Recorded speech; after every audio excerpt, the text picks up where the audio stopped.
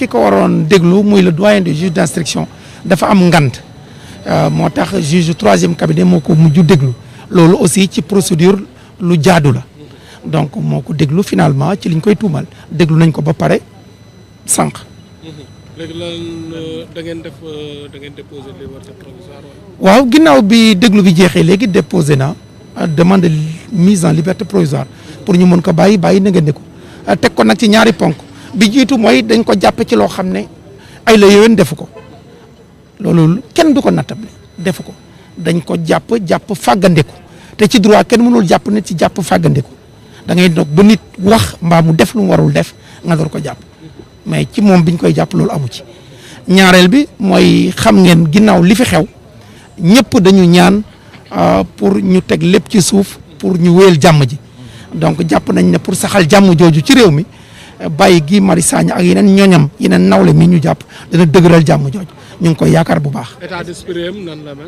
waaw xam nga Guy moom ku ko xam ne ab combattant la dafay yëngu ci àq ak yelleefu askan wi di xeex injustice li bépp xeetu nooteel bu ñuy teg askan wi daf ciy xeex loolu la yàlla dogal moom loolu la tànn kon moom pare na ci loolu depuis bu yàgg pour xam li ko ci mën a dal moo tax moom moral bu baax la am mu ngi ànd ak dal ak teyu bakkanam mu ngi ci jàmm d'ailleurs léeg-léeg sax dama koy wax ne ko yow li ma jaaxal saa yi bu ñu la jàppee boo defee fukki fan kaso su ma la seetsee da ngay am yaram su ma la seetsee da ngay gën a xees parce que boo nee ci biti da ngay ñuul ba xaw a niru séeréer parce que damay kalak moom man séeréer laa moom joola mu ne bu ma nekkee ci kaso bi damay noppalu pour wane ne moom macha allah alhamdulilahi rabil alamin. demande de liberté provisoire boobu kër la ci juge bi di statuer. waaw jàpp nañ ne daal fii ak 48 heures 72 heures au plus tard fii ak ñett fan fii ak alxames daal ci lu ñu yaakaar incha allahu rabbi ab dogal dana wàcc. est-ce que am ngeen ci njort bu rafet. waaw am nañ ci njort bu rafet ndax li ma la wax léegi kon que kilifa réew mi ñëpp dañu ñaan. ñu jël coow li teg ko ci suuf ngir jàmm réew mi xam nga lu dul jàmm ko gën jàpp naa ne pour gën a dëgëral jàmm jooju naam jàmm ji commencé na am dëkk bi dal na ñu koy rafetlu di ñaan mu yokku donc jàpp nañ ne loolu kilifa yi ñaan ñi nekk ci société civile yi ñaan ko ñëpp ñaan ko askan wi ñaan ko jàpp nañ ne dinañ ko bàyyi pour dëggal jàmm jooju ndax lu dul jàmm ko gën. est-ce que mën nga ñu fàttali lan lañ ko doon toppee ak bu fekkee liberté provisoire bi antuwul la ngeen. waaw li ñu ko doon toppee ñett tuuma yu garaaw lañ ko doon toppee benn bi mooy association de malfaiteurs mooy dafa booloo ak ay nit pour def ay ñaawteef ci dëkk bi ñaareel bi ñu ne ko participation à des crimes et délits mooy dafa jokkoo ak ñi ne dafa bokk moom ci boppam ci def ay ñaawteef ñett bi organisation de mouvement criminel mooy moom dafa samp benn kuréel goo xam ne dañu bëgg a dal ci institution réew mi muy ay accusation ay tuuma yu garaaw a garaaw mais tuuma yooyu nag na ngeen jàpp ne lenn amu ci lépp ay sos yi neen la dara amu ci sos yi kese la.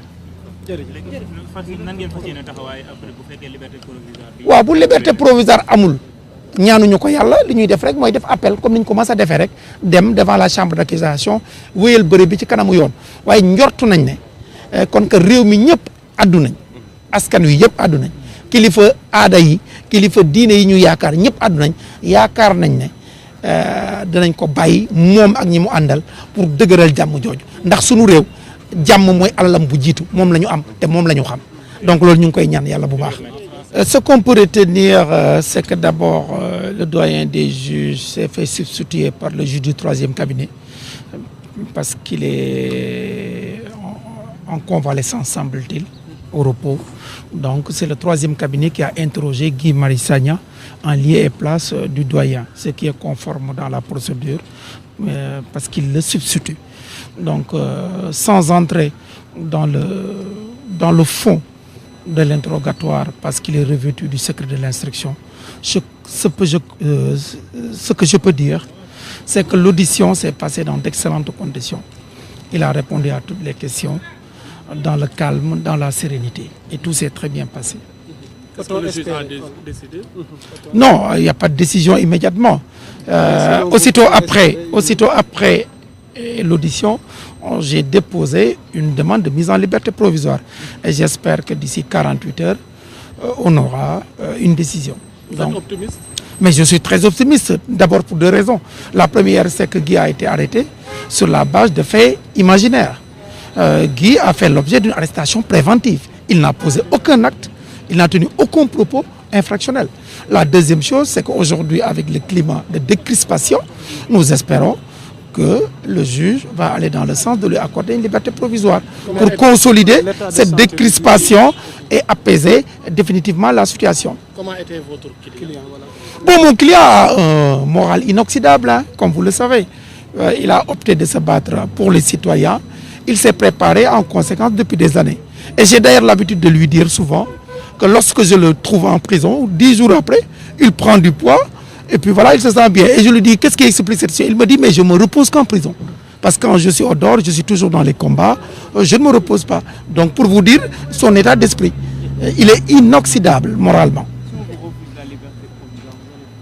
Mais on fait conformer à la procédure. Si la demande de liberté provisoire est refusée, nous allons interjeter appel comme nous l'avons toujours fait dans les procédures concernant Guy Marius Sagna. Mais nous espérons qu'on va lui accorder la liberté provisoire pour aller dans le sens d'apaiser l'espace public, l'espace politique et l'espace social. Le peuple sénégalais attend cet apaisement, qu'il soit confirmé. Et cela passe par la libération de Guy Marius Sagna et tous les autres. Ok. Maître ci wolof Guy Marius Sagna juge bi bu mag bi mujj koo déglu lan la ñu mën a jàpp tey ci janoom bi.